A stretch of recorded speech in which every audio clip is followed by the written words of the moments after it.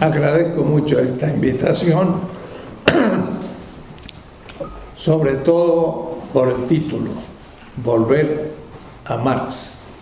En realidad no hay que volver, para muchos han permanecido en él, pero hay gente que piensa que Marx ha sido superado, y lo peor es que otros que han sido marxistas han pasado a otros campos de batalla, y por eso sería y es importante volver a Marx. En general, la izquierda, después del 89, con el proceso de la perestroika y la caída de la Unión Soviética, se quedó un poco sin teoría, y los jóvenes que ahora tienen 25, 30 años,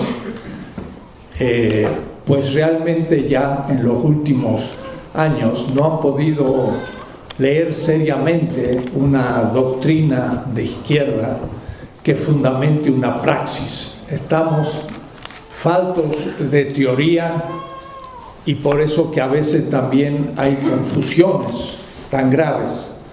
Además que la izquierda, que ahora en América Latina se ha hecho presente en todo el continente, con grandes gobiernos como el boliviano, el ecuatoriano, el venezolano, y también en Argentina, en Uruguay, con una figura tan emblemática por su honestidad como Mujica, y en Brasil y en otras partes, esa izquierda también está viviendo lo que se está llamando en los últimos tiempos un turmidor, o es decir, el proceso de la Revolución Francesa, que se burocratizó y al fin quedó en manos de Napoleón.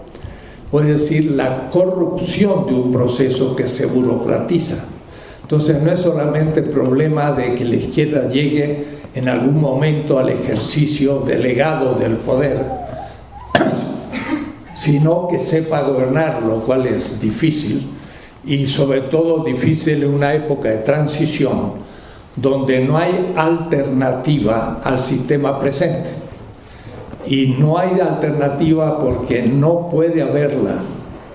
No crean que es tan fácil decir la alternativa al capitalismo neoliberal es tal. Esa alternativa se está construyendo día a día, y se va a ver con muchos diseños cómo se va bosquejando. Piensen ustedes que en el siglo XVI, XVII o XVIII los capitalistas o burgueses no se llamaban capitalistas ni tenían claridad sobre su proyecto. Se descubre después de mucho tiempo.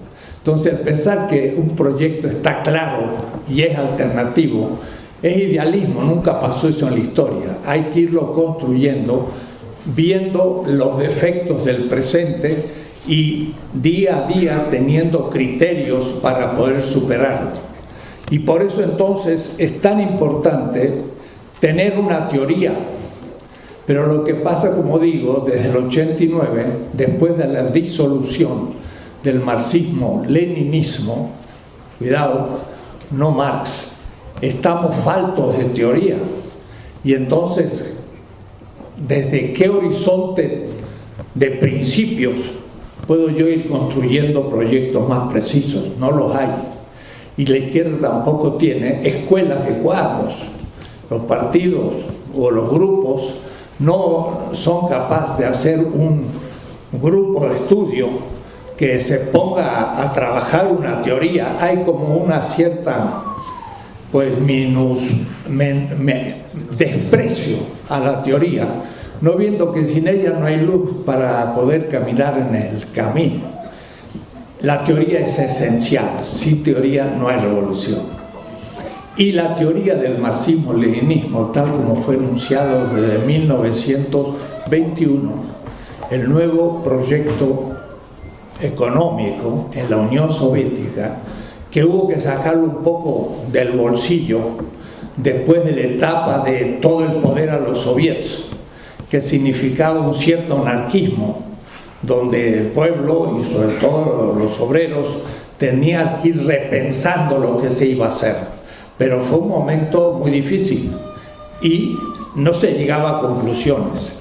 Y mientras tanto el enorme imperio zarista, que se había transformado ahora en un estado revolucionario, pues no lograba claridad sobre qué alternativa tenía que hacer en concreto. La política no puede esperar mucho tiempo, porque 2 o 3 años de incertidumbre, de ineficacia, de pobreza, hace que el mejor grupo caiga. Y por eso entonces hubo que decir nueva política económica. Pero ahí nació el socialismo real. Nunca más había pensado en eso. No podía pensarlo. Estaba muy anterior a toda esa organización y a esa posibilidad. Murió en 1882, mucho tiempo antes. Entonces el socialismo real fue algo que se inspiró en Marx, pero después fue siendo completado. Y sacaron textos de Marx, sacaron textos de Lenin, sacaron textos, hicieron una ideología que se llamó el marxismo-leninismo y el socialismo de esa etapa del siglo XX.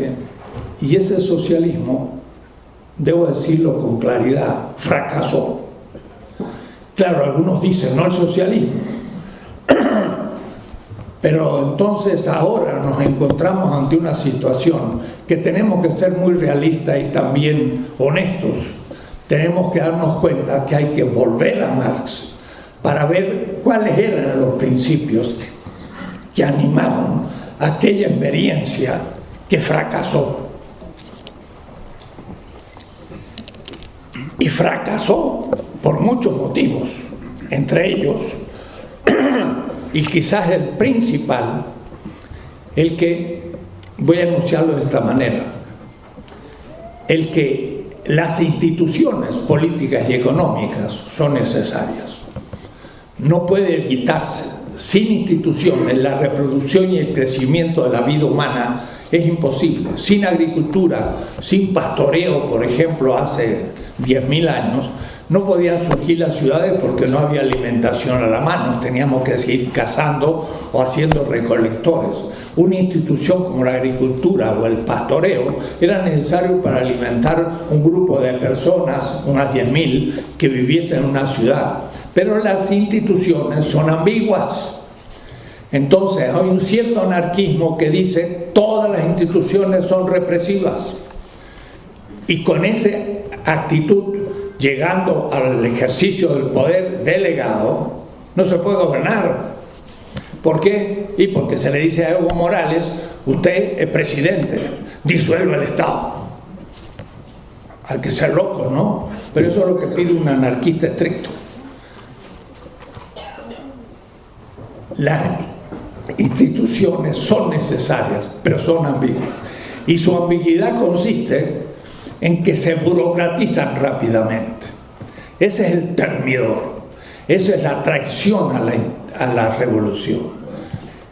Voy a decirlo claro porque ya soy viejo, pasé los 80 en diciembre pasado, así que tengo derecho a decir lo que pienso.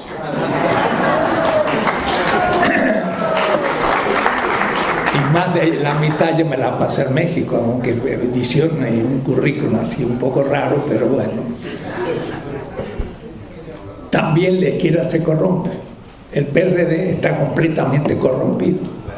Y habrá aquí algunas personas del PRD, pero ni tienen teoría, ni tampoco han formado cuadros, y tampoco han castigado a los que no han cumplido con lo que deberían hacer. Y esos son 100 años de experiencia de la izquierda en México que se está derrochando. Entonces el burocratismo es un problema, también lo es en Venezuela. Porque miren, una cosa es ser un militante de base que durante años y años lucha por los principios, por el ideal, porque en fin, tiene una conciencia ética. De pronto llega, y no digo yo, toma el poder, porque eso es el poder no se toma porque el único sujeto o sede del poder es el pueblo. Y el Estado recibe el poder como delegación. Y la corrupción comienza cuando un representante se cree que es el sujeto del poder. Y entonces golpea la mesa y dice: yo soy el presidente municipal o el presidente sin más. Y se cree que él es el sujeto. Está corrompido, porque el sujeto del poder es el pueblo. Y se crean instituciones, y la macroinstitución es el Estado. Pero esa macroinstitución, que es necesaria y va a ser siempre necesaria hasta el fin de la historia, ay, me dirán ustedes, ¿no se va a disolver? Eso es una hipótesis, es un horizonte crítico que hay que ir disolviendo el Estado en aquello de que el pueblo tiene que cada vez participar más. Pero el Estado existirá siempre. Lo que pasa, no este Estado, hay que fundar otro. Pero digo, el que ha sido militante, entregado y ha luchado por principios, de pronto se encuentra investido de la responsabilidad del ejercicio del poder, empieza a cambiar un poco. Ya se viste de otra manera, ya tiene un buen salario, 5 o 6 veces más del que ganaba. ¿Y qué voy a hacer cuando deje de ser presidente, o voy a ser miembro del Congreso o alcalde? Voy a tener que volver a trabajar como antes. Bueno, voy a hacer lo posible de conseguir otro puestito y seguir en la administración. Y entonces pasa por mi mano mucho dinero y por ahí me tienta alguno, y eso es la burocratización.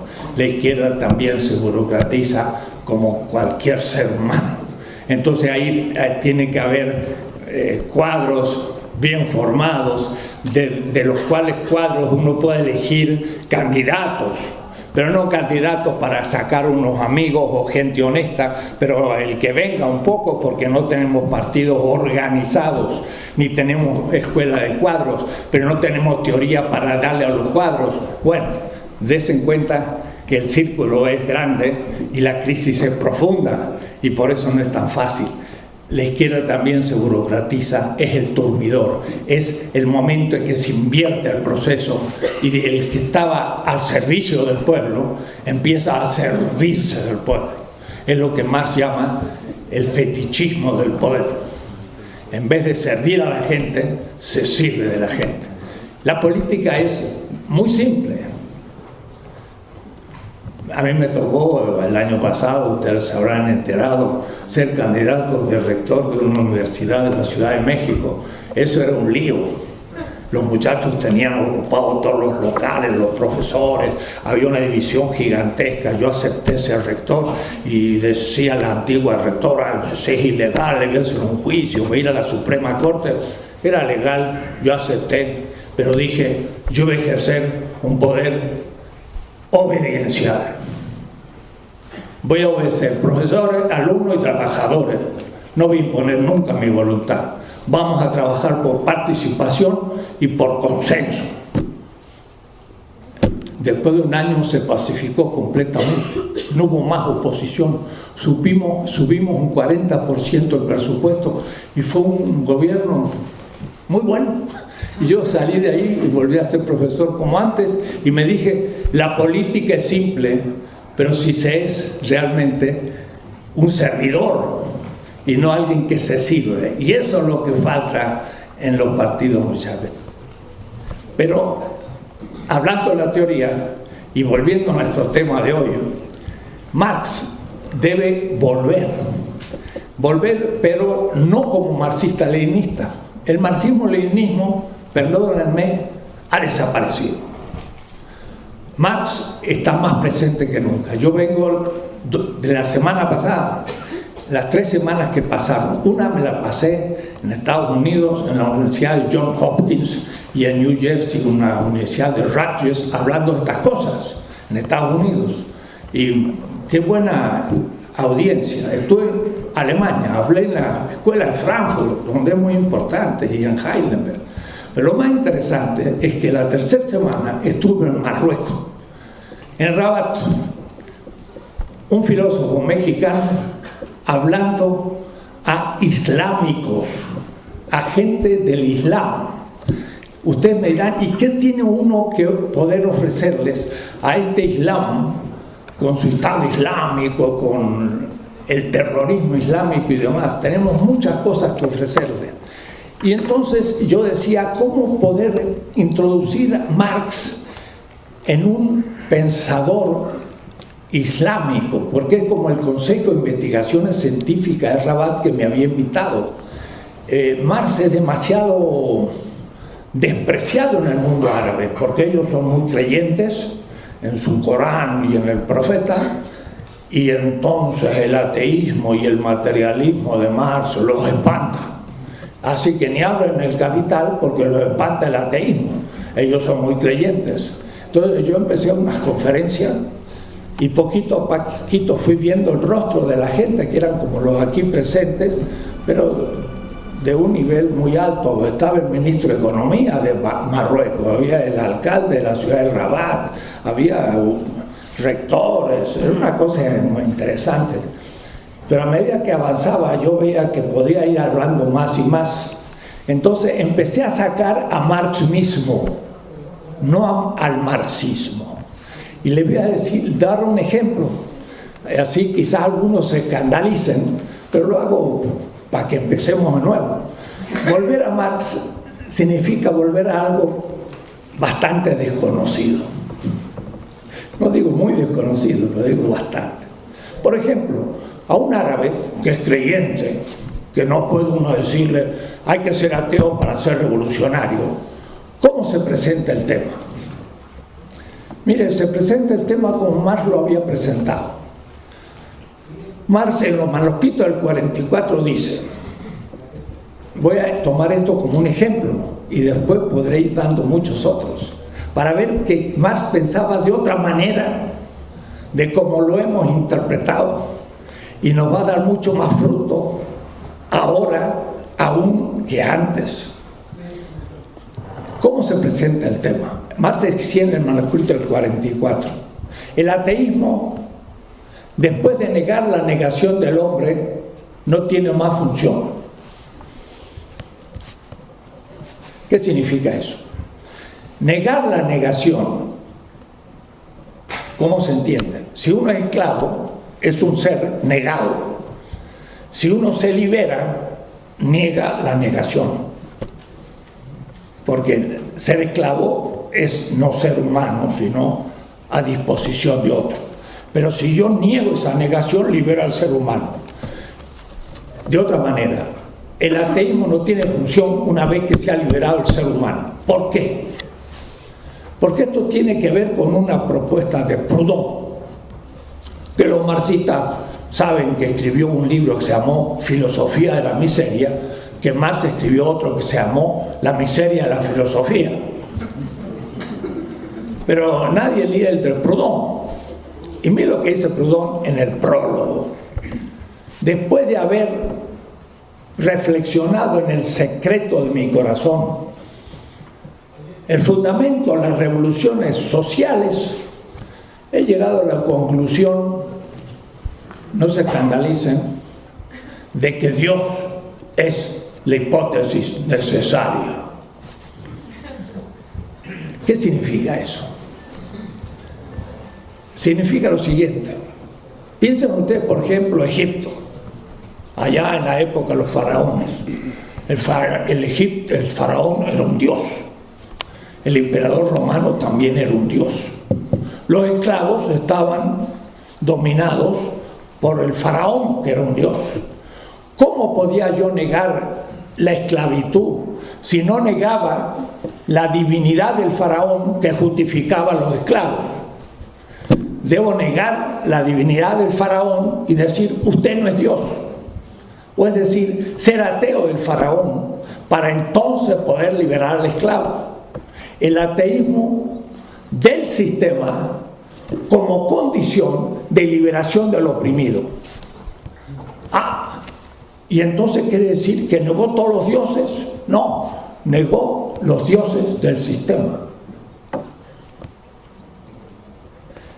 No sé si ustedes han visto un dólar. Es un billete verde pero ahí dice en inglés, in God we trust. En Dios nosotros confiamos. El dinero dice eso. Quiere decir que en cierta manera están divinizando el dinero. Porque en realidad lo que yo confío en el dólar. Y God, Dios, se escribe G-O-D. Tendría que tener un pizarrón.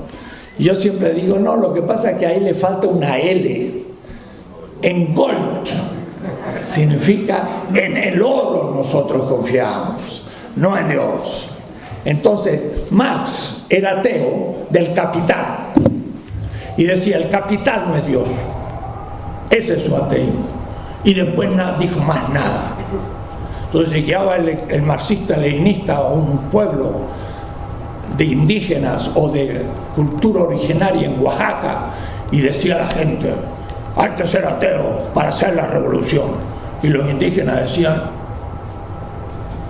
¿quién será este personaje? ¿Me va a negar a mí mis dioses y mis santos, que lo tengo aquí desde siempre? Pues váyase usted a la ciudad a seguir con su cuento. Y nunca aprendió en el campo. ¿Por qué? Porque planteó mal el marxismo-leninismo el tema del ateísmo.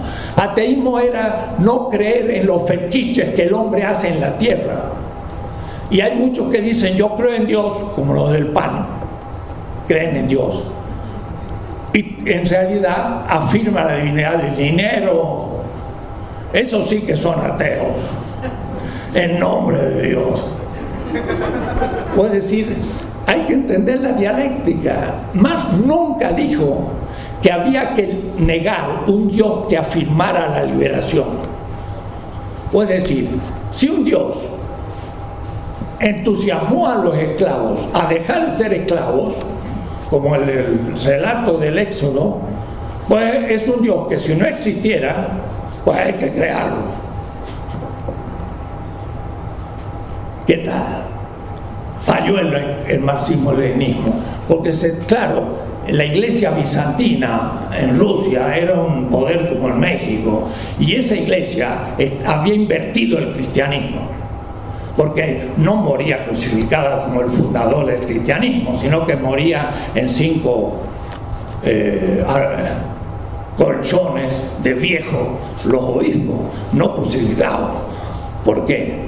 Porque habían justificado el Estado del Imperio Romano, feudal, español en la conquista y ahora en contubernio con el Estado opresor. Eso no tiene nada que ver con el tema que estamos hablando, eso es fetichismo también. Entonces, miren, en un tema tan central, cómo equivocó el marxismo-leninismo el tema, porque pensó que había que ser ateos de todos los dioses, aún de aquellos que el pueblo en su historia milenaria había ido creando. Yo tengo que respetarlo, no puedo negárselos. Entonces, la cuestión era otra. Lo mismo sobre el materialismo. Dicen, materialismo significa que todo es materia. La dialéctica materialista, astronómica, física, todo es materia y de ahí sale todo. ¿Lo dijo alguna vez Marx? ¿Dónde? ¿En qué texto? Yo lo conozco, he hablado de esto mismo ante 200 profesores en la Sorbonne en París, marxistas, en un seminario de los sábados hace un año, y les citaba cada texto que mis colegas profesores de filosofía franceses, wow, se quedaron calladitos y no me pudieron negar. Materialismo para Marx no tiene nada que ver con que la materia sea primero y el espíritu después. Materialismo significa, ¿qué es primero? ¿El trabajo humano o la naturaleza como materia de trabajo en vista de la vida? Si yo digo, es primero la materia del trabajo que el trabajo, es absurdo, porque la naturaleza como naturaleza no es materia de trabajo, si no hay trabajo. Marx dice, no me interesa la naturaleza como naturaleza, debe ser alguna isla coralífera de reciente formación en Australia. ¿Qué significa? A mí no me interesa la naturaleza como naturaleza, porque el ser humano ya ha ocupado toda la naturaleza en la tierra y la ha hecho cultura, la ha hecho lugar de trabajo. Naturaleza como naturaleza debe ser alguna isla coralífera en reciente formación, porque enseguida la van a explotar de alguna manera y la van a hacer objeto de trabajo y ya no va a haber ninguna naturaleza. A mí lo que me interesa es la naturaleza como materia de trabajo. ¿Qué es primero? ¿El trabajo, sujeto, o la materia, objeto? El materialismo dialéctico decía, y el leninismo, primero la materia, después el sujeto. Marx decía, primero el sujeto de trabajo, después la materia del trabajo. Sin trabajo no hay materia de trabajo. Marx estaba en contra del marxismo-leninismo. Y así yo le puedo destruir todo. Por ejemplo, ¿habló más de la infra y supraestructura? Sí, en el prólogo de un libro de 1859 que se llama Zur Kritik, hacia la crítica a la economía política, Marx dice que la supraestructura y la infraestructura, 3 líneas. Todo Marx nunca escribe una página sobre este tema. Si hubiera escrito una página, por lo menos le hubiera dado importancia. Nunca escribió una página sobre la suprainfraestructura. Entonces el marxismo-leninismo dijo, la economía es la infraestructura y la supraestructura es la política y la ideología. ¿Cuándo dijo eso Marx? Nunca. Marx dijo, toda determinación es una determinación determinada. Por ejemplo, una mercancía es una determinación del capital, es intrínsecamente política. ¿Por qué? Porque esa mercancía va a ser propiedad privada de alguien, pero la propiedad privada no es un problema económico, es un problema del derecho, por lo tanto un problema político. Si no hubiera propiedad privada de esa mercancía, no sería capitalista, sería común. Por ejemplo, entre los incas, como decía Carlos Mariátegui en Perú, gran marxista, que fue expulsado del Partido Comunista Peruano por populista. Marx también hubiera sido expulsado del Partido Comunista por populista, porque él estaba con los populistas rusos contra Sassulich y contra los fundadores del Partido Comunista Ruso. Les voy a comentar después el caso, pero volvamos. Los incas tenían una propiedad común de los bienes. Cuando nacía un niño se le daba un terreno, no se le daba una partida de nacimiento que se muriera de hambre, se le daba un terreno y podía vivir de su terreno, y cuando moría se distribuía a otro que había nacido. Entonces el Inca estaba en un sistema comunista donde todos tenían propiedad común. Esa propiedad común es un tema político, derecho, que constituye la economía. Entonces no puedo decir yo que la política es supraestructural porque constituya al económico infra. La política no es supraestructural, la política es constitutiva de la economía, y la economía es constitutiva de la política. Y la ideología, pues Marx no hablaba de ideología sino cuando escribió la ideología alemana, que era un libro de su juventud. En el Capital no habla de ideología, habla de fetichismo, que es otra cosa. Entonces no hay tal supra e infraestructura, sino que Marx pensaba en círculo. La economía determina la política y esta determina la cultura y la cultura determina la economía, y todas se van determinando en una espiral. No hay entonces la primacía de la economía. En la Revolución Inglesa había burgueses, allá con Concord, en 1688. Pero estos burgueses eran muy pocos y el mundo todavía era feudal. Hicieron un golpe de Estado y tomaron el poder en la Revolución Inglesa. Y entonces hicieron el Parlamento. Y desde el Estado, los burgueses hicieron la economía que se expandiera en toda Inglaterra. Puede decir que la política determinó la economía. Así como la economía había determinado el pequeño grupo que se había apropiado primero. ¿Cuál es la última instancia? Lo dice Engels. Miren cómo lo dice.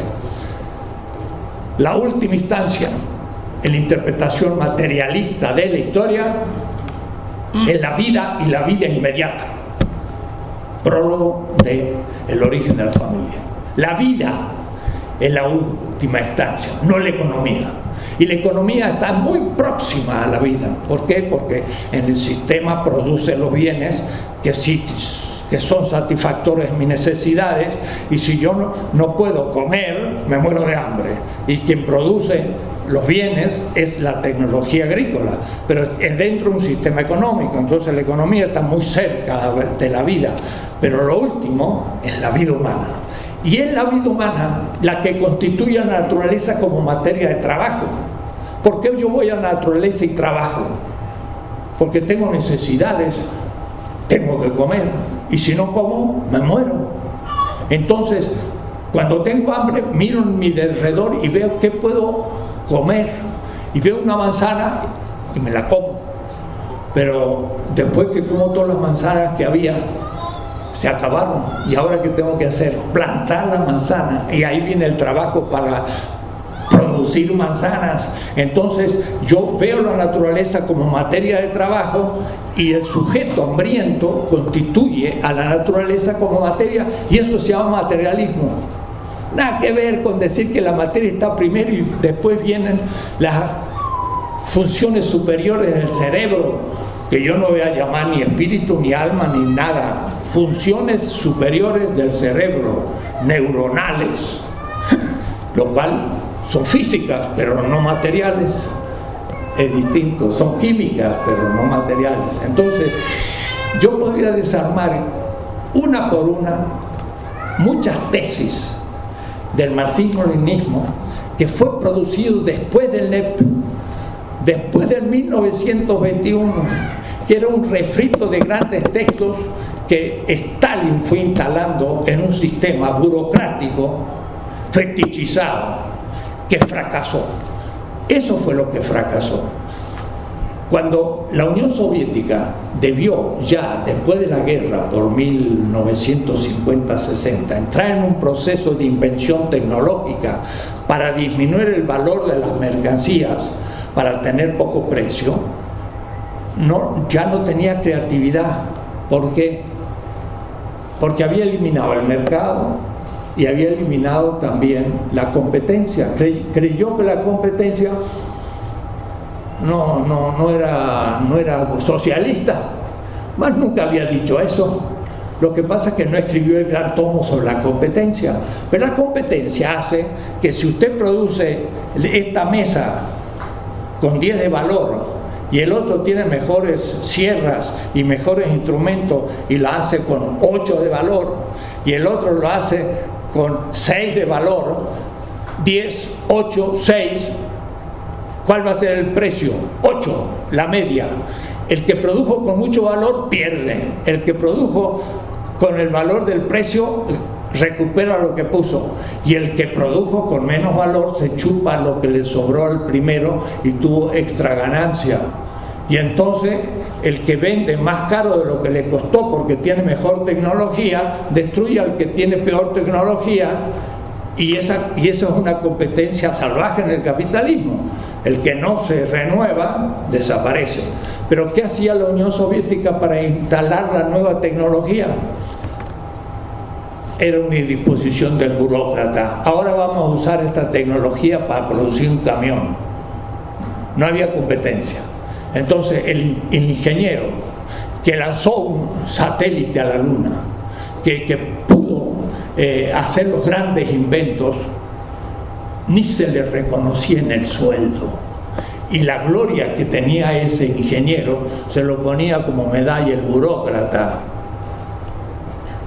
El que llegó a la Luna, el hombre que llegó a la Luna, un ruso, pues lo premiaron, pero nadie premió el equipo de ingenieros que había producido eso. Entonces dijeron, pues aquí no se da ningún beneficio ni ningún mérito al que inventa. Y entonces la Unión Soviética tuvo poca invención y no tuvo un sistema de subsunción de tecnología en el proceso productivo. Y cuando ya llegó la crisis final y Gorbachov dijo, producimos con demasiada, y él usó la palabra con demasiado trabajo. Fue correcto, pero no del todo marxista. Tendría que haber dicho, producimos con demasiado valor. Un camión con mucha tecnología, pongamos que necesita para todas sus partes 10.000 horas de trabajo. Si no tengo buena tecnología, en vez de 10.000 uso 20.000 horas de trabajo. Y entonces ese camión está malversando trabajo y energía, y entonces ya no pudo competir más con Occidente. Pero el problema era que se retrasaron tecnológicamente porque el sistema político tampoco estaba garantizado con el apoyo popular. Dijeron que la democracia pues era una cosa burguesa o que era un centralismo democrático, confundiendo democracia con liberalismo. El liberalismo democrático no tiene nada que ver con la democracia. Hablar de democracia significa un sistema de legitimación que se apoya en la participación del pueblo. Eso es democracia. Y porque el pueblo participa, el pueblo apoya lo que se decide, y entonces el sistema funciona porque es legítimo. Pero si el pueblo no apoya, ¿por qué? Y porque los bolcheviques tuvieron que ser, en la época de la lucha contra el zar, un grupito pequeño que no podía ser sino secreto, pero después que hicieron la revolución siguieron y siguieron y siguieron, y nunca hubo una consulta al pueblo. Y eso produjo la burocratización, que también se puede producir en Venezuela o en cualquier país, y hay que tener mucho cuidado. Eso es el punto en que la izquierda se corrompe. Y bueno, se vino abajo todo el sistema. Hay que ahora empezar de nuevo. Pero hay que empezar también volviendo a Marx, y no al marxismo-leninismo. Porque el marxismo-leninismo fue una ideología productivista. El capitalismo dice, es racional aquello que aumenta la tasa de ganancia. Si yo pongo un dinero y saco más de lo que puse, está bueno. Si saco más, es más racional para el capital. La racionalidad del sistema del socialismo real fue, hay que aumentar la tasa de producción. Hay que producir más, lo cual está muy bien, porque hay que producir más trigo, más bienes, para que la gente pueda consumirlos y sea más feliz. Pero lo que pasa que después no se podía distribuir, porque se tenía que acumular en la defensa, lo cual era necesario, pero además tampoco había participación en la manera como había que distribuir. Entonces, aunque aumentaba la producción, no necesariamente aumentaba el consumo de la gente, y un día explotó. La gente dice, no vamos a sacrificar otra generación para que la tercera generación satisfaga lo que hemos hecho, porque nosotros nunca podemos comer lo que estamos produciendo. Y miren qué cosa más trágica, cuando se rompió el muro de Berlín, la gente, los alemanes salieron corriendo en noviembre del 89 y llegaron a lo cómico, salían corriendo y compraban plátanos, porque nunca le habían dejado comer plátano, porque era muy caro. Entonces, tonteras a veces mostraban cómo era un pueblo que no podía consumir, pero porque también el sistema de distribución no funcionaba, etc.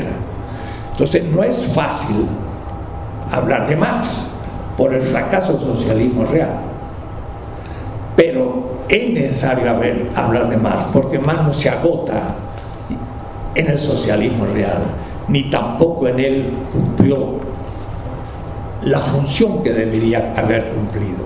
Tenemos que volver a Marx. Y en serio, yo he escrito bastante sobre el tema.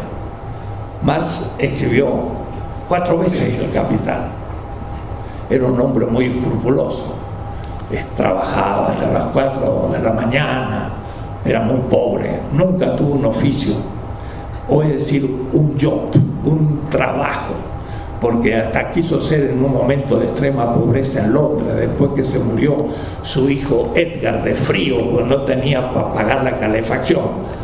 Quiso ser empleado del ferrocarril de Londres ya, y no lo aceptaron por mala letra. Efectivamente, yo he trabajado en los archivos de Marx en Berlín y en Ámsterdam y tenía muy mala letra, y gracias a que eso ha sido pasado a máquina, uno puede leer los inéditos de Marx, pero con dificultad los originales. Marx escribió 4 veces El Capital. Entonces, cuando en un grupo aquí en la UNAM nos propusimos comenzar a estudiar a Marx, descubrimos la primera vez que se puso a hacer lo que iba a ser después El Capital, que en alemán se llaman los Grundrisse, en 1857, y escribió 8 cuadernos. Entonces agarramos un equipo y nos pusimos a leer línea por línea, y yo hice un comentario, y ese comentario se publicó en Siglo XXI, en un libro de 400 y pico de páginas, donde yo comento línea por línea cómo Marx va construyendo sus categorías y qué es lo que hace, ¿no? Entonces se ha traducido al francés ahora. Esto fue publicado en 1983, hace ya muchos años. El año pasado apareció en francés, y dice el libro en francés: una novedad en el pensamiento francés, el primer comentario de los Grundrisse de Marx. Era mi libro publicado en 1983, se publicó en 2011 en Francia, y todavía era novedad en Francia.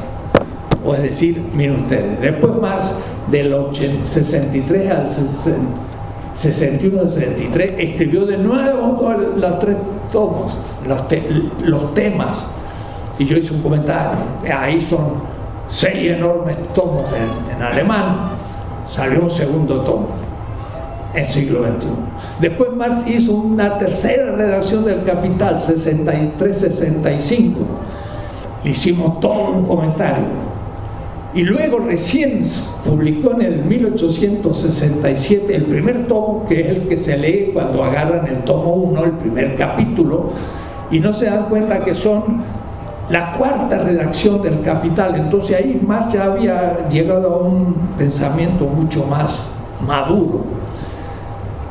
Eso también se ha traducido al italiano, al inglés, etcétera, estos libros. Y de tal manera que hicimos el primer comentario que existe en el mundo, ni en Alemania, ni en Rusia, ni en Francia, ni en ningún lado, sobre las 4 redacciones del Capital de Marx.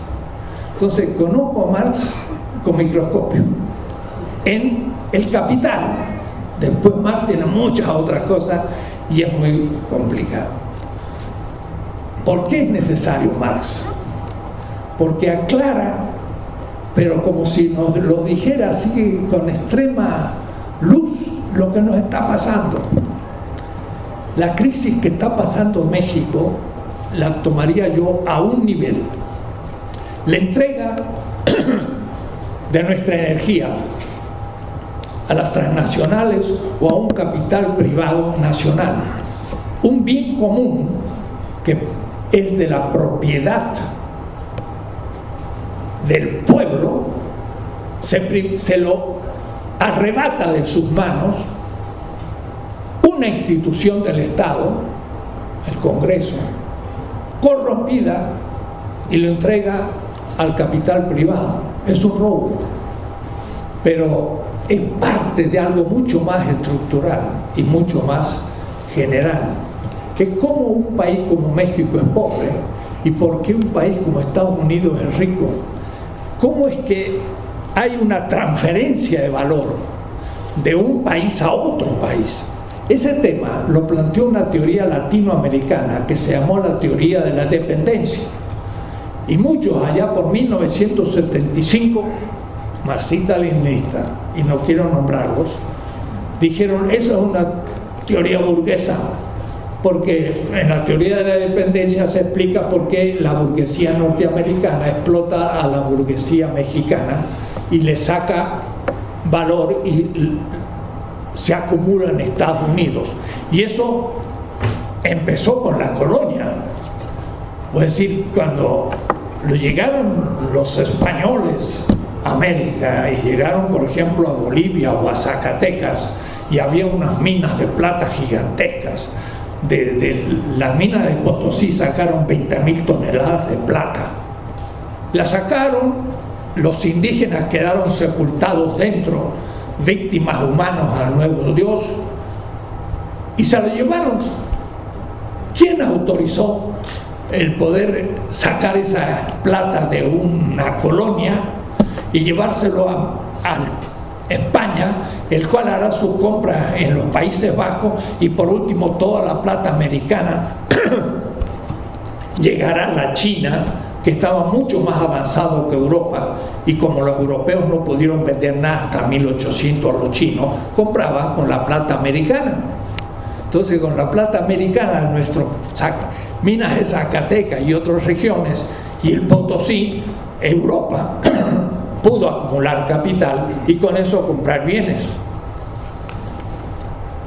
¿Quién autorizó de que sacasen la plata y se la llevaran? Hubo teólogos, pero también filósofos, Ginés de Sepúlveda y otros, que dijeron que sí, que la conquista era lícita porque se le entregaba a estos pueblos bárbaros la civilización, y por lo tanto también podían llevarse esos bienes. Había que justificar el que sacarle un bien a otro fuera de derecho, y eso se hizo en el siglo ya XVI, y lo hicieron los españoles. Esa justificación del colonialismo nunca es estudiada como en la primera etapa de la filosofía moderna, en la que Europa justificó el robo de los bienes de las colonias, que significaba no tomar algo a crédito y pagar un interés, como ahora nos lo exigen, sino directamente llevarse el bien y nada más. Eso es un robo a mano armada como tal, pero fue justificado teóricamente y aprobado por todos los países, primero España, después Francia, Inglaterra, y todos ellos aprobaron esa manera de ser. Pero eso llega más adelante, y entonces hay préstamos, y los préstamos que nos dan exigen interés. Ahora, claro, si vamos a ver cómo hicieron los préstamos que ahora estamos adeudando y que nos exigen con una pistola en la frente que paguemos, fueron pura corrupción, porque se entregó a una élite que a su vez el día siguiente tomó esos dólares y los puso en los bancos norteamericanos, de tal manera que lo único que quedó aquí fue la necesidad de pagar esa deuda que se la apropió una oligarquía mexicana, y nosotros no saldremos nunca más de ese pago.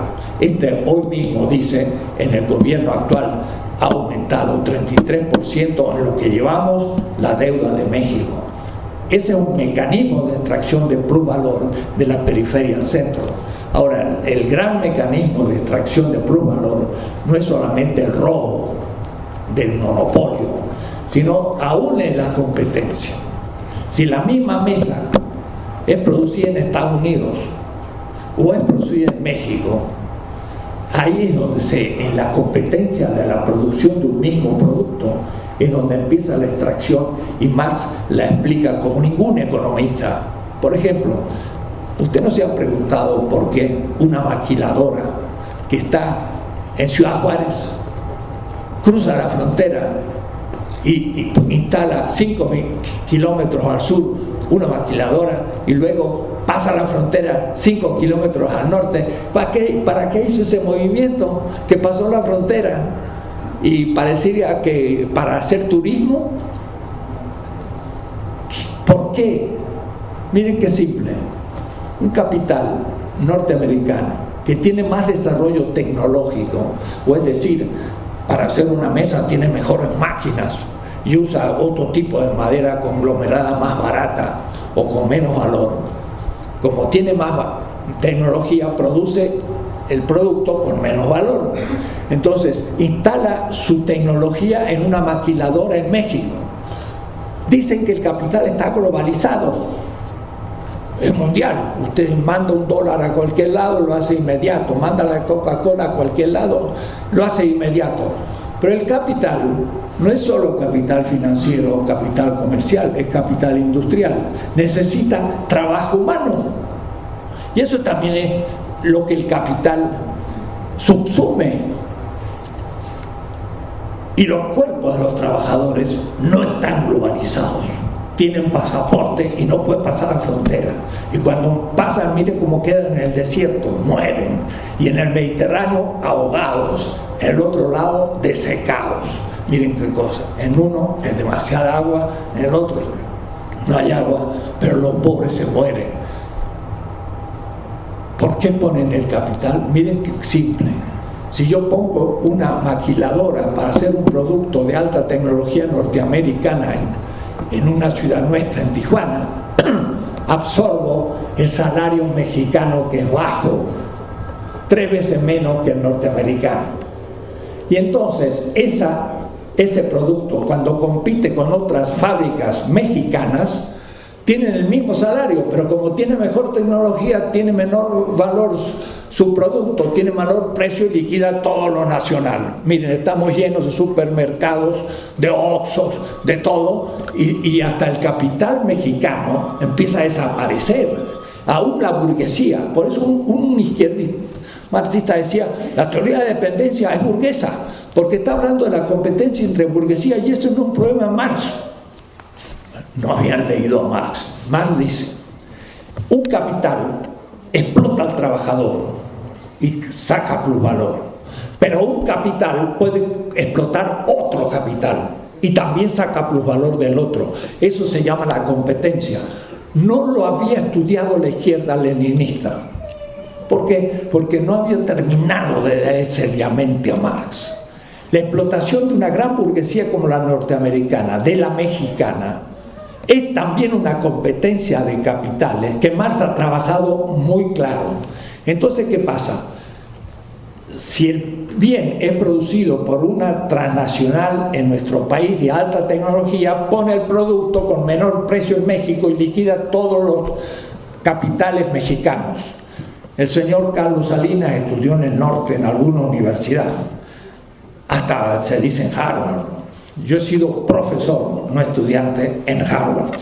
No he aprendido nada, he ido a enseñar. Los nuestros van a aprender y a cumplir las consignas que les dan. Son idiotas útiles. Y repiten lo que ellos necesitan para que nos exploten. Entonces, no se dan cuenta que por eso dijo lo siguiente: vamos a hacer el Tratado de Libre Comercio y vamos a competir. Y entonces en la competencia vamos a aprender a competir. Yo siempre digo, mire, es como en una pelea de box, ya que estamos ante una gran pelea de box. Un peso máximo 110 kilos con un peso mínimo 50 kilos, que venga un iluso y decir, van a aprender a pelear en el ring. Entonces suben los dos al ring, un gigante y un enano.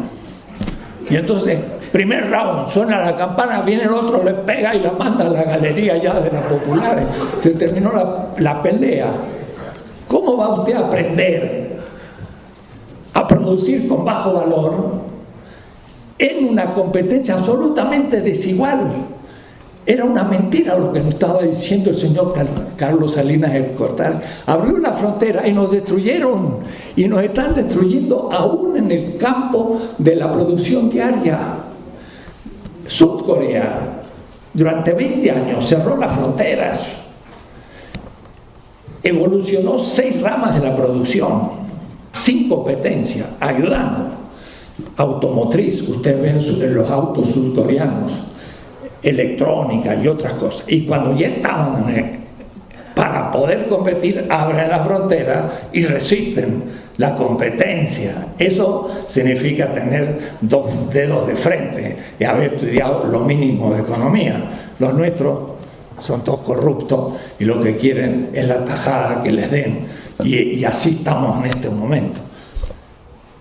el capital entonces transnacional con mayor tecnología liquida todos los capitales nacionales, pero después pasa a la frontera del norte y su producto en el norte compite con los productos del norte, y como tiene bajo salario mexicano subsumido, liquida también a los capitales nacionales norteamericanos que pagan altos salarios.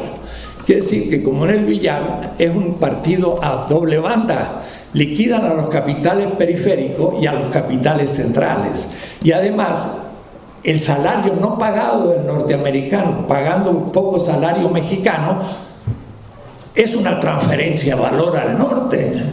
Así nomás nadie lo ve y nos están robando. Eso de lo que no se ve. Ahora, de que nos saquen el petróleo y que nos pongan en sus productos donde tienen monopolio altos precios, y que cuando compran nuestros productos agrícolas tienen ellos el monopolio de la compra y nos ponen bajo precio. Esos son 7 mecanismos por los cuales traen riqueza de la periferia y no hay solución. Somos pobres y vamos a ser mucho más pobres si no cortamos la relación. Por eso Rosa Luxemburgo decía reforma o revolución.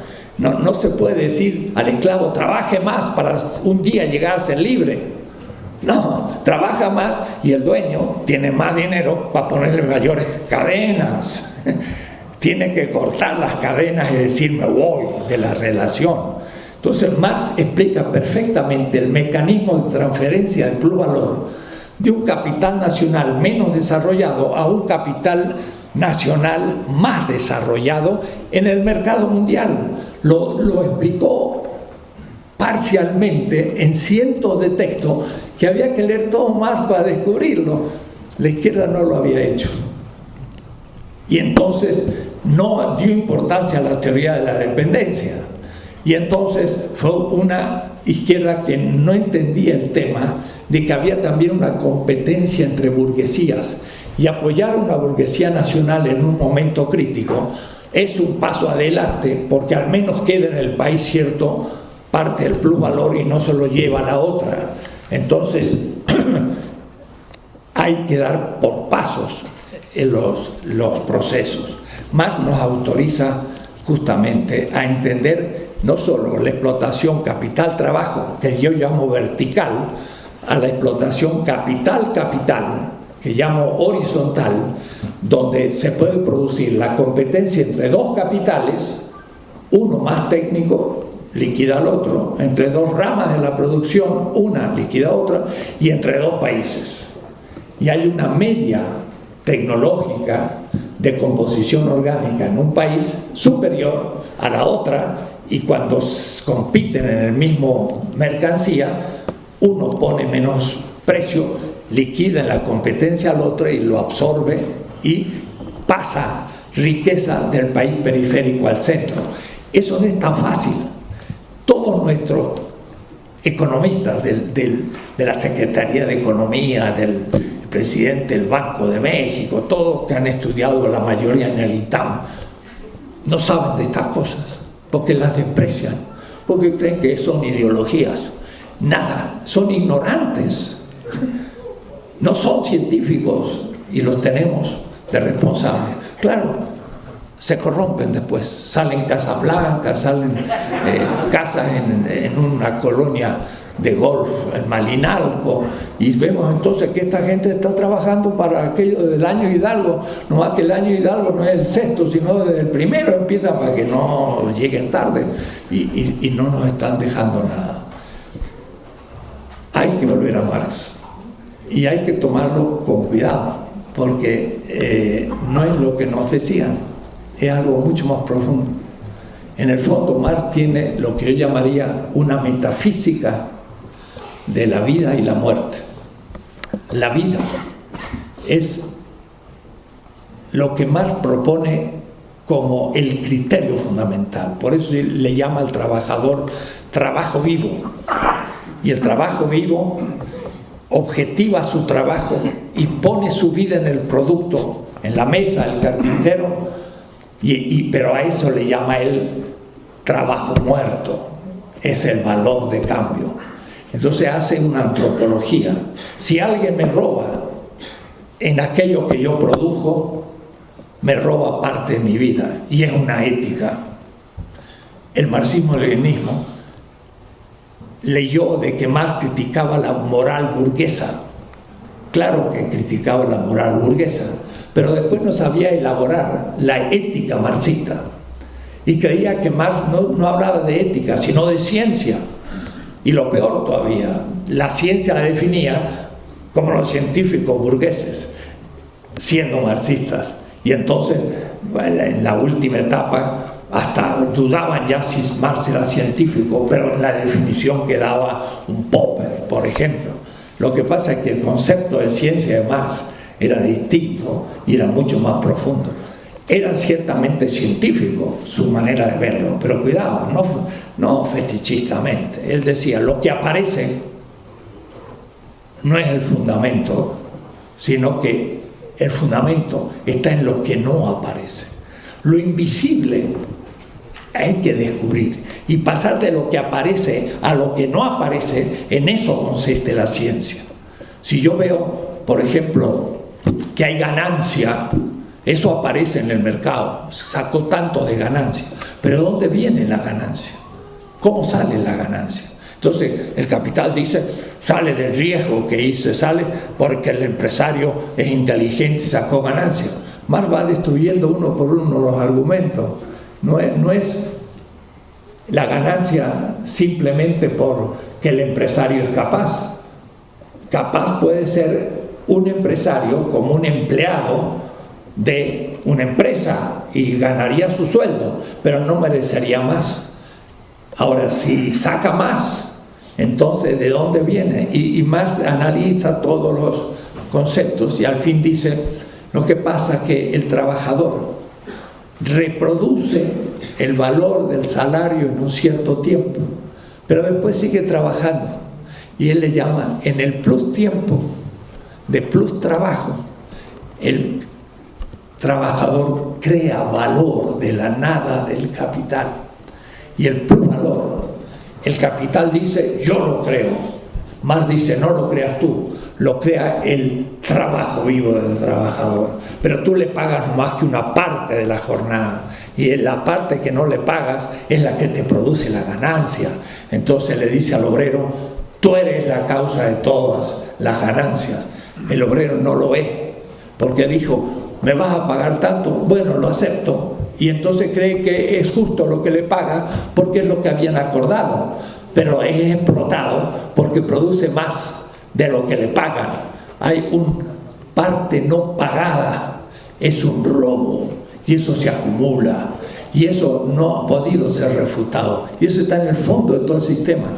Y la acumulación de plusvalor se aumenta con la competencia, y cuando es internacional aumenta todavía más, y entonces a su vez hay capital industrial, hay que ver cómo funciona. Entonces los obreros tendrían que saber cómo funciona el capital, luego el capital comercial cómo funciona, y luego el capital financiero, que ya saca dinero de dinero, porque el capital financiero le da al comerciante un dinero, el cual le compra la mercancía al capital industrial, pero a su vez tiene que pagarle al capital financiero interés, y además guardarse una ganancia comercial. Entonces hay tres ganancias: ganancia industrial, la del empresario que produce la mesa; ganancia comercial del que las vende, para hacerlo más rápido le conviene al industrial porque ya las vendió y empieza de nuevo el ciclo; y el capital financiero, que le da el dinero al capital comercial pero que le tiene que pagar el interés. ¿De dónde salen esas tres ganancias? En el tercer tomo del Capital muestra Marx que todo sale del trabajo del trabajador como plusvalor, son distribución del robo.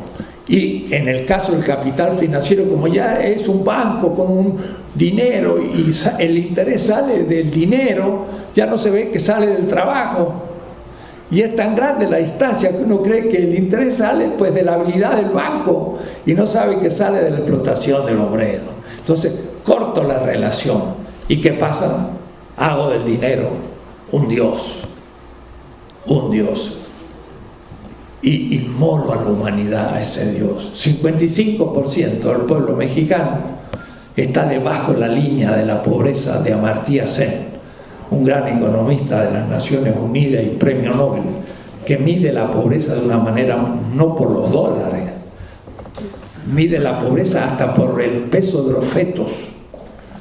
Cuando pesa más, la madre estuvo mejor alimentada. Y por el número de libros que se leen, de horas, de radio, por muchas medidas. México es, después de Haití, uno de los países más pobres de América Latina. Bolivia era el segundo y ha reducido de 45% a 25% la pobreza con Evo Morales. Y en cambio México, solo el sexenio pasado, pasó de 50% del pueblo debajo de la línea de pobreza de Amartya Sen, que es ya pobreza, a 55%, es lo único que aumentó en el sexenio, la pobreza. 55% del pueblo mexicano está debajo de la línea de la pobreza. Y ahora con la privatización de la energía, vamos a pasar a ser casi uno de los récords mundiales. Vamos a pasar al 60% del pueblo en la miseria. Entonces, los efectos son catastróficos de lo que nos está pasando. Este tema es muy largo y esto merecería cursos. Yo he escrito uno de un curso y está en vídeo, de tal manera que si alguno de ustedes tiene internet o YouTube, puede ver unos vídeos que se llaman 16 tesis de economía política. Entonces, a medida que yo escribí el texto, iba dando clases, terminé el vídeo y está a disposición del que quiera escucharlo. Son 16 clases de 2 horas, 32 horas de economía política, pero además está el libro del siglo XXI, que se puede comprar en cualquier lado y no está caro. 16 tesis de economía política. Ahí explico todas estas cosas, paso por paso. Voy a decir que realmente lo quiero ser en esto claro. Aunque no sepan nada de estos temas, si lo leen con detención, pueden ir entendiendo todo. Porque parto de lo más simple. Todo empieza con la vida. Y el ser humano es un ser viviente. Y el ser viviente humano es una corporalidad. Y la corporalidad tiene necesidades. Si yo no cumplo necesidades, me muero. Y la primera necesidad que tengo es comer. Miren qué interesante. A su vez, es el primer principio ético de una ética materialista. Pero cuando digo materialista, digo algo muy extraño. Hace 5.000 años, en Egipto, ahí son las pirámides, había un mito. Cuidado, los mitos son cosas serias, no son para los chicos, son relatos racionales en base a símbolos. Entonces, un buen marxista debe tener mucho respeto a los mitos, cuando son mitos del pueblo. Entonces, en los mitos de Egipto había un dios Osiris, que era el que hacía el juicio final. Ese juicio final es mítico, es un horizonte que permite encontrar un sentido a la vida. Yo siempre digo, no importa si es verdad o no es verdad, lo que importa es la vida que modifica, porque el que piensa que va a haber un juicio final, actúa de una manera ante un juicio final todos los días, y entonces es más honesto que el que dice nadie me vio, pues entonces lo sigo haciendo. Entonces los egipcios habían ya experimentado que mejor que un juez y la policía era meter en la conciencia ética de la gente los principios que hacen que ya no necesita un juez ni un policía, porque al juez y al policía lo tienen en su cabeza como obligación ética, lo cual hace un pueblo más fecundo y mejor. Pero lo que me llamó la atención es que en el juicio de Osiris al muerto, usted dirá, si era muerto, ¿cómo le preguntó? ¿Cómo te llamas? Le dice, responde, ¿qué hiciste de bien? Y entre las cosas que dicen, miren lo que dicen: di de comer al hambriento, di de beber al sediento, di de vestir al desnudo y una barca al peregrino. Eso hace 5.000 años en un mito. en el capítulo 125 del libro de los muertos. Me llamó la atención. Di de comer era un acto bueno. Di de comer al hambriento. Era un criterio ético. Y entonces Osiris lo resucita porque era un hombre bueno. 30 siglos después de aquel mito de Osiris, el fundador del cristianismo, lo dejo dicho así, un tal crucificado. Y la cruz era la silla eléctrica del Imperio Romano. Así que no crean ustedes que era un lugar religioso ni muy cómodo, sino que era un joven rebelde que increpó al templo y por lo tanto dijo: la crítica de toda crítica comienza por la crítica de religión. Ah, no, lo dijo Marx. No, pero lo practicó antes el fundador del cristianismo, porque criticó al templo y el templo lo mató. Y por eso que es un tipo interesante, es un joven medio hippie al cual uno puede referirse con respeto. Marx contaba a su hija Laura a la noche, y lo que uno cuenta a su hija a la noche significa que para el padre es importante. Le contaba la vida de Jesús, que era este hippie crucificado. Y este también puso el mismo criterio. El juicio final es dar comer a los hambrientos. Miren, es decir, la primera necesidad del viviente es reproducir la energía comiendo. Y ese es el primer criterio ético del marxismo y de toda ética materialista, y además de otras éticas. ¿Se dan cuenta? Si yo doy comer al hambriento, entonces es que soy solidario, soy comunitario, pero además si no doy de comer se muere. Entonces, de la necesidad surge el satisfactor, el bien que yo como, la manzana, y la consumo. Y la consumición significa recuperación de energía. Para que entonces se me acaban las manzanas, tengo que producirlas y aparece el trabajo. Entonces no hay solo valor de uso, ahora hay valor, porque valor es el trabajo objetivado. Y en la manzana que yo recolecté al comienzo como recolector y no la planté, era valor de uso solo. Y voy explicando uno por uno las categorías de Marx hasta que la cosa se complica y llego al capital transnacional y a la realidad actual. Es un libro fácil, que se podría hacer 16 sesiones de un seminario de militantes que se pongan a pensar, porque el militante, si no tiene teoría, no es militante, es burócrata al fin. Por eso que se burocratizan, porque al fin no tienen nada que proponer. ¿Cuál es el proyecto? Pues no tienen proyecto porque no tienen teoría. Entonces hay que repensar las cosas.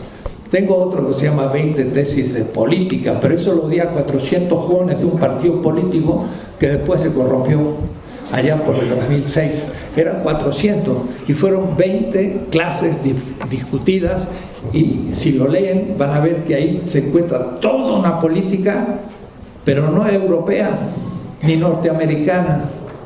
Parte de aquello de que los que mandan obedeciendo. O como dice Evo Morales, él dice: yo ejerzo un poder obediencial. Y cuando uno tiene esa actitud de servicio como obediencia, no hay corrupción. Ahora, cuando uno se olvida de eso y en vez de servir se sirve de, ahí empezó la corrupción y ahí empezó todo. Alguien me sugirió no dejar de hablar un tema y lo voy a hacer, aunque sea para terminar. Digo esto porque le he planteado 1 o 2 puntos de la Vuelta a Marx. He trabajado el tema allá por los 80, 8 años, 16 semestres. Entonces se encuentra, darle una charlita a 16 semestres está complicado. Entonces más bien hay que leer un poco. Hay que, yo digo a veces, de burlarse. Hay que trabajar un poco. Si no lo hacemos, somos una izquierda activista que no va a ir muy lejos, enseguida va a ser confundida. Estamos en un momento grave porque hay elecciones. Y alguno dirá, pero las elecciones no son importantes. Eso es una política electorera, y yo estoy de acuerdo. Las elecciones son apenas una institución entre muchas otras instituciones de la democracia. Y la democracia no tiene nada que ver con liberalismo, vuelvo a repetir. La democracia es un sistema de legitimación. Y la legitimación es muy importante para el poder, porque un poder legítimo tiene poder. ¿Por qué? Porque todos están metidos en la cosa, participan. Un poder ilegítimo es el que dice, tira el papel al suelo. ¿Por qué? Bueno, lo recoge el gobierno. El otro día estaba en el barrio y un muchacho estaba ahí, tiró el papel. Y le digo, joven, ¿se le cayó un papel? Yo vi que lo tiró, pero... Y entonces me miró y lo recogió, se lo puso en el bolsillo. Digo, gracias. ¿Pero por qué? Porque si no lo hace él, lo va a tener que hacer un basurero, y el basurero es más caro que lo que él podría haberse lo ahorrado, porque él es el basurero que debe barrer el barrio como yo. Entonces, cuando tenemos legitimidad, un gobierno tiene legitimidad, tiene el apoyo de la gente, y la gente colabora a todos los niveles mínimos, que la lámpara tal se funde y no vienen, bueno, hacemos una juntada y ponemos la lámpara para que esté iluminado la noche y esté mejor el barrio. Hay colaboración. La democracia es un sistema de legitimación cuya esencia es la participación simétrica de los afectados, que son los ciudadanos. Si participamos, miren, México, en el Distrito Federal, que es lo menos malo que hay en México, pero que no tampoco tan bueno que digamos, se eligieron consejos por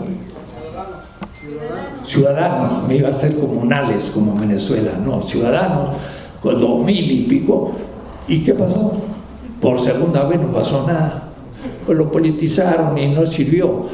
¿Creen ustedes que les interesaba darle cuerda y darle fuerza y hacer un presupuesto participativo donde los barrios participaran para distribuir el presupuesto del barrio y el delegado les diera esa potestad? No, ellos siguen guardando su poder. Es decir, no hay participación. Y si no hay participación, no hay democracia. Entonces, la elección es algo secundario, pero inevitable. Es algo ambiguo, pero necesario, porque si no, ¿qué hacemos? Democracia directa. Nos reunimos los 10 millones de habitantes del Distrito Federal y las regiones limítrofes, ¿en dónde? ¿Y cómo vamos a hacer para trabajar 10 millones juntos? No se puede. Hay que elegir un gobierno. Entonces, es la representación. Y la representación es ambigua. No hay representación pura, es siempre viscosa, pero más, es inevitablemente no perfecta. O podría haber alguna institución política perfecta, tendríamos que ser Dios. Y si no es Dios perfecta, es imperfecta. En filosofía se llama eso apodíptico, o es decir, es evidente. Nadie lo puede refutar. No hay institución política perfecta, es evidente. Si no es perfecta, es imperfecta, es evidente. Si es imperfecta, quiere decir que todo gobernante, en toda decisión, siempre va a tener algún porcentaje de error. Inevitablemente, porque el juicio no va a ser nunca cierto. Si no, se va a acercar a una cierta certidumbre. 2 más 2 es 4, es cierto. Pero no es real, es una abstracción matemática, por eso es cierta. Pero cuando bajamos a lo concreto, se hace tan infinito que es imposible la certeza. Porque mi inteligencia es mala, no, porque la realidad es compleja. Entonces, dice un texto semita, el justo peca 7 veces por día. Aunque es justo, peca. ¿Pero qué hace? Mejor voy a preguntar, ¿cuántas veces peca el injusto? El injusto no peca nunca, porque como el presidente se nombra un juez que lo declara inocente. Y ya no se habla más de la Casa Blanca. Y cuando una periodista lo delata, la saca también y es inocente. El injusto es injusto porque al no reconocer su culpa no puede discutir con la víctima y corregir su error, irse a la cama con la conciencia tranquila porque cometió el error y lo corrigió. Pero el injusto justifica su error y se duerme creyendo que es inocente y no engaña a nadie o cree que los otros son idiotas. Y eso es lo que cree que somos nosotros. Cree que el pueblo mexicano somos un pueblo de idiotas que aceptamos las estupideces de nombrarse un juez para que lo declares inocente. Eso ya da un poco de rabia porque digo, mire, no soy muy inteligente, pero no soy idiota. Así que me está insultando usted al nombrarse un juez que lo va a declarar inocente. Y después mete otro amigo en la Suprema Corte y aquí y allá. Entonces ya nadie sabe quién es culpable. Bueno, como ningún sistema es perfecto y siempre el error es posible, no podemos pedir lo perfecto como criterio de elección. Elegir los representantes es necesario, pero es ambiguo. Hay que elegirlos, porque no se puede sino hacer democracia directa. Y eso es ambiguo, sí, señores. Y no hay ningún candidato perfecto, eso es humano. Nunca lo habrá. Nunca habrá un candidato perfecto. ¿Qué es lo que habrá? Candidatos mejores y peores. Y hay que entonces calibrar. Decía mi madre que tenía solo escuela primaria. Un voto en blanco es un voto en contra. Y era una mujer muy inteligente, pero con poca escolaridad. Es un voto en contra de ¿qué? De lo que debí haber yo visto como al menos el menos malo. Y dejé que subiese el peor, que está esperando que yo no vote. Porque si yo me creo honesto, lo que quiere es que no vote ningún honesto. Y si vota el 10% en vez del 100%, entonces va a notar que la ciudadanía está en contra. Por supuesto que sabe que está en contra y no le importa que esté en contra si gana la elección entre los 10 por 6 votos contra 4. Que en el porcentaje del 100% es el 6%, pero sale con carros llenos. Y en ese caso el que no vota y es honesto, le está faltando inteligencia política. Cae en un moralismo abstracto. Hay que votar y hay que votar al que ustedes consideren que es menos malo o, en el caso, que sea bueno. Pero estamos ante ese hecho, porque hay una cierta izquierda que dice hasta lo mejor que hay en este momento en México, no vote. Y si no vota, ¿quién va a votar? Los que ya sabemos. Y van a ganar y los van a tener que soportar como el alcalde de Iguala, porque vamos a elegir alcaldes de Iguala si los buenos no votan.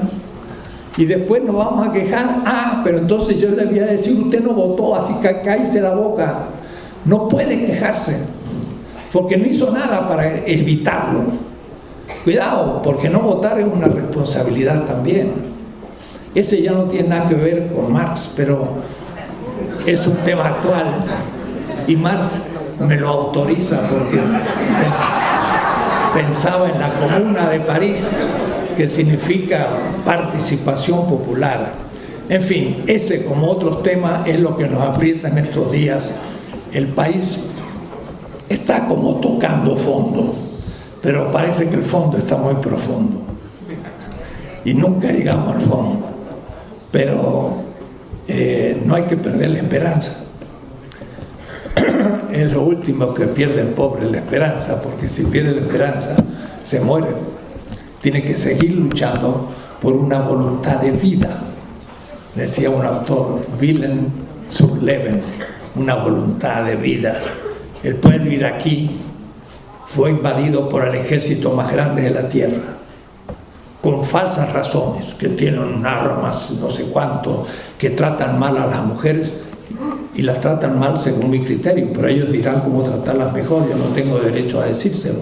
Que tenían armas de destrucción masiva, mentira, pero nunca se retractaron. Que era un tirano Hussein, claro que era un tirano, y ellos dicen, era una serpiente, pero ahora tengo una serpiente mucho mayor. Y destruyeron Irak y todo el Medio Oriente, y es un caos completo. Ya ni le dan la noticia. Destruyeron Libia, y ya no aparece. Y estaba en Marruecos, al lado de Libia. ¡Qué barbaridad! Siguen con los tiros, siguen con la muerte. El país más adelantado del África, $17.000 per cápita destruido. ¿Para qué? Para apropiarse del petróleo. Estamos mal en el mundo, estamos mal en México, pero uno ve como en todas partes se está levantando la gente. Uno abre y son manifestaciones por aquí, por allá, en Francia, en Alemania, en Estados Unidos, en todas partes. La gente empieza a estar enterada. Vamos a una nueva etapa de la historia universal. Va a durar, pero tenemos que crear teoría, prácticas, organizaciones para poder afrontar esos hechos.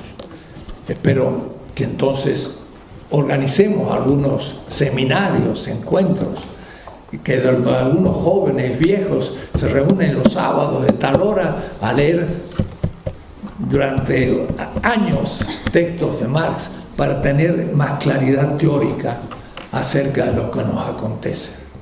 Muchas gracias.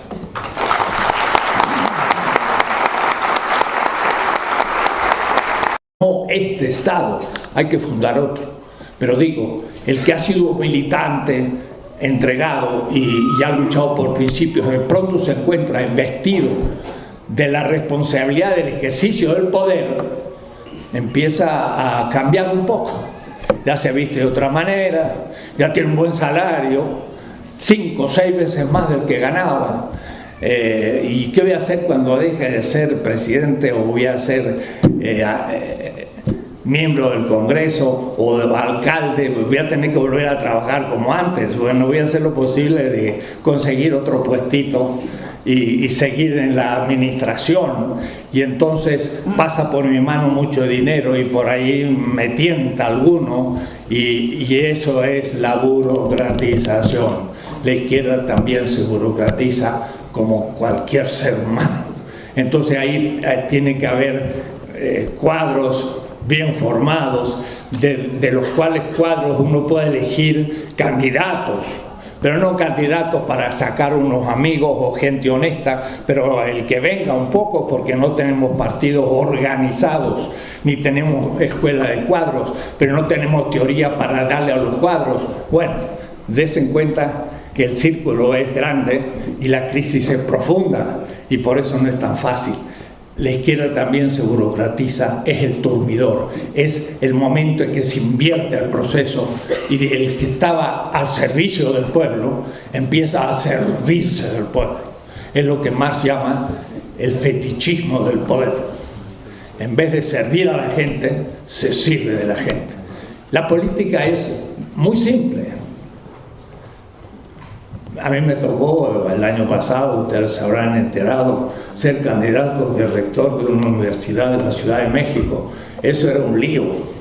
Los muchachos tenían ocupados todos los locales, los profesores, había una división gigantesca. Yo acepté ser rector y decía la antigua rectora, es ilegal, le voy a hacer un juicio, voy a ir a la Suprema Corte. Era legal, yo acepté, pero dije, yo voy a ejercer un poder obediencial. Voy a obedecer profesores, alumnos y trabajadores. No voy a imponer nunca mi voluntad. Vamos a trabajar por participación y por consenso. Después de un año se pacificó completamente. No hubo más oposición. Subimos un 40% el presupuesto y fue un gobierno al que ser loco, ¿no? Pero eso es lo que pide un anarquista estricto. Las instituciones son necesarias, pero son ambiguas. Y su ambigüedad consiste en que se burocratizan rápidamente. Ese es el termidor. Esa es la traición a la revolución. Voy a decirlo claro porque ya soy viejo. Pasé los 80 en diciembre pasado, así que tengo derecho a decir lo que pienso.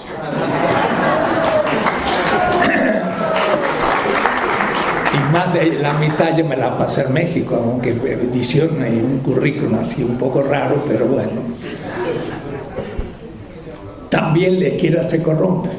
El PRD está completamente corrompido. Y habrá aquí algunas personas del PRD, pero ni tienen teoría, ni tampoco han formado cuadros, y tampoco han castigado a los que no han cumplido con lo que deberían hacer. Y esos son 100 años de experiencia de la izquierda en México que se está derrochando. Entonces el burocratismo es un problema, también lo es en Venezuela. Porque miren, una cosa es ser un militante de base que durante años y años lucha por los principios, por el ideal, porque en fin, tiene una conciencia ética. De pronto llega, y no digo yo, toma el poder, porque eso es el poder no se toma porque el único sujeto o sede del poder es el pueblo. Y el Estado recibe el poder como delegación. Y la corrupción comienza cuando un representante se cree que es el sujeto del poder. Y entonces golpea la mesa y dice, yo soy el presidente municipal o el presidente sin más. Y se cree que él es el sujeto. Está corrompido porque el sujeto del poder es el pueblo. Y se crean instituciones, y la macroinstitución es el Estado. Pero esa macroinstitución que es necesaria y va a ser siempre necesaria hasta el fin de la historia, ay, me dirán ustedes, ¿no se va a disolver? Eso es una hipótesis, es un horizonte crítico que hay que ir disolviendo el Estado en aquello de que el pueblo tiene que cada vez participar más.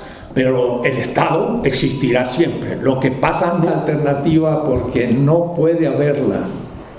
No crean que es tan fácil decir la alternativa al capitalismo neoliberal es tal. Esa alternativa se está construyendo día a día y se va a ver con muchos diseños cómo se va bosquejando. Piensen ustedes que en el siglo XVI, XVII o XVIII los capitalistas o burgueses no se llamaban capitalistas ni tenían claridad sobre su proyecto. Se descubre después de mucho tiempo. Entonces, el pensar que un proyecto está claro y es alternativo es idealismo, nunca pasó eso en la historia. Hay que irlo construyendo, viendo los defectos del presente y día a día teniendo criterios para poder superarlo. Y por eso entonces es tan importante tener una teoría.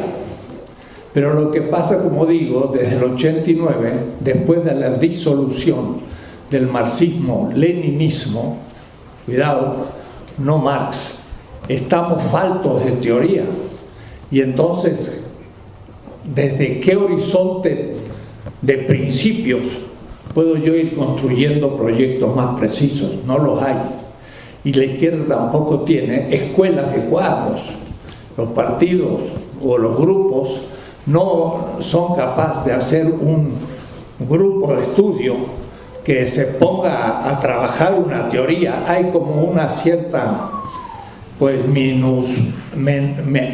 desprecio a la teoría, no viendo que sin ella no hay luz para poder caminar en el camino. La teoría es esencial, sin teoría no hay revolución.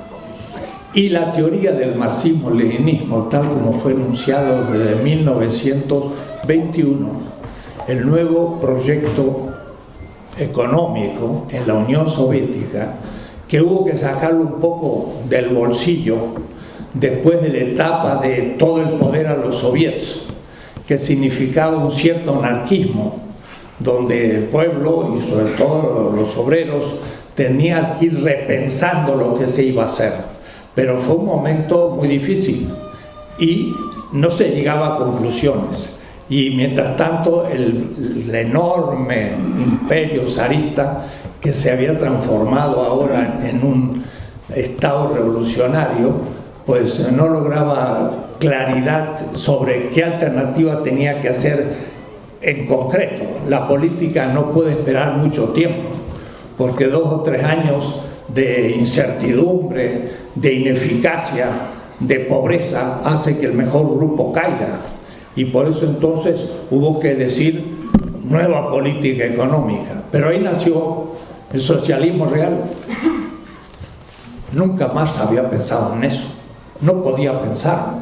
Estaba muy anterior a toda esa organización y a esa posibilidad. Murió en 1882, mucho tiempo antes. Entonces, el socialismo real fue algo que se inspiró en Marx, pero después fue siendo completado. Y sacaron textos de Marx, sacaron textos de Lenin, sacaron textos, hicieron una ideología que se llamó el marxismo-leninismo, y el socialismo de esa etapa del siglo XX. Y ese socialismo, debo decirlo con claridad, fracasó. Claro, algunos dicen, no el socialismo. Pero entonces ahora nos encontramos ante una situación que tenemos que ser muy realistas y también honestos. Tenemos que darnos cuenta que hay que volver a Marx para ver cuáles eran los principios que animaron aquella experiencia que fracasó. Y fracasó por muchos motivos, entre ellos, y quizás el principal, el que, voy a enunciarlo de esta manera, el que las instituciones políticas y económicas son necesarias.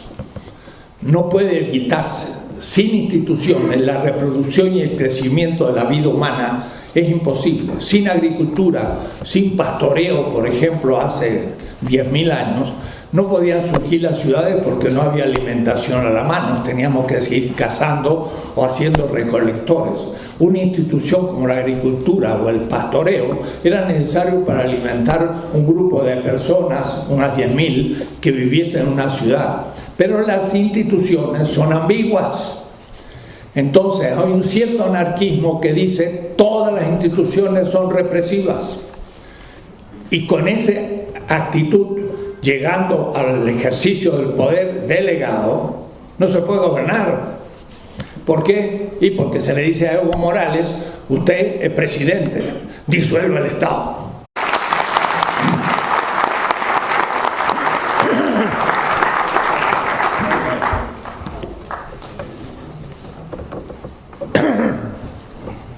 Agradezco mucho esta invitación,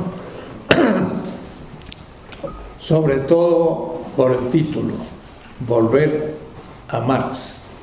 En realidad no hay que volver, para muchos han permanecido en él, pero hay gente que piensa que Marx ha sido superado, y lo peor es que otros que han sido marxistas han pasado a otros campos de batalla, y por eso sería y es importante volver a Marx. En general, la izquierda, después del 89, con el proceso de la perestroika y la caída de la Unión Soviética, se quedó un poco sin teoría, y los jóvenes que ahora tienen 25, 30 años, pues realmente ya en los últimos años no han podido leer seriamente una doctrina de izquierda que fundamente una praxis. Estamos faltos de teoría, y por eso que a veces también hay confusiones tan graves. Además que la izquierda, que ahora en América Latina se ha hecho presente en todo el continente, con grandes gobiernos como el boliviano, el ecuatoriano, el venezolano, y también en Argentina, en Uruguay, con una figura tan emblemática por su honestidad como Mujica, y en Brasil y en otras partes, esa izquierda también está viviendo lo que se está llamando en los últimos tiempos un turmidor. o decir, el proceso de la Revolución Francesa, que se burocratizó y al fin quedó en manos de Napoleón, o decir, la corrupción de un proceso que se burocratiza.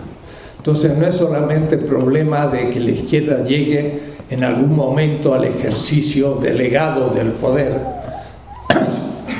sino que sepa gobernar, lo cual es difícil, y sobre todo difícil en una época de transición donde no hay alternativa al sistema presente. Y no hay